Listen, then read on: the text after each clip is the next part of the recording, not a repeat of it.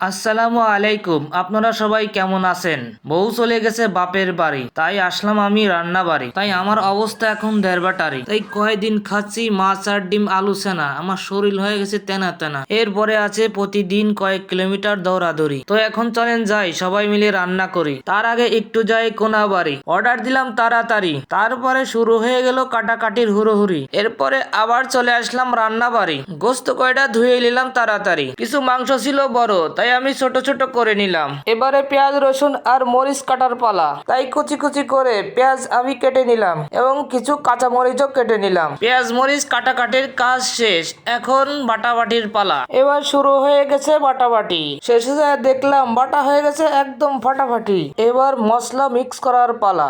এবার লবণ, হলুদের গুঁড়া, মরিচের গুঁড়া দেওয়ার পালা। এবার মাংস এবং মশলা দুটাই সুন্দর করে মিক্স করে নিলাম। এবার আমার চুলায় দেওয়ার পালা। এখন আমার মাংস কষানো শেষ, তাই আমি গরম পানি দিয়ে দিলাম। রান্না করা শেষ। দেখুন বন্ধুরা, কালারটা কেমন হয়েছে। দেখতে কিন্তু অনেক লোভনীয়, কিন্তু স্বাদও হবে ইনশাআল্লাহ। এখন খাওয়ার জন্য একটা বাটিতে আমি উঠিয়ে নিলাম। এখন খাওয়া দাওয়ার পালা। চলেন এখন খেয়ে নেই, কেমন স্বাদ হয়েছে একটু রিভিউ দেই। রান্না কিন্তু অনেক সুস্বাদু হয়েছে, বিশ্বাস না হলে আপনারা এসে খেয়ে যান। যাই হোক, আমার ভিডিওটি কেমন হয়েছে একটু আপনারা কমেন্ট করে জানাবেন এবং লাইক শেয়ার করে দিবেন।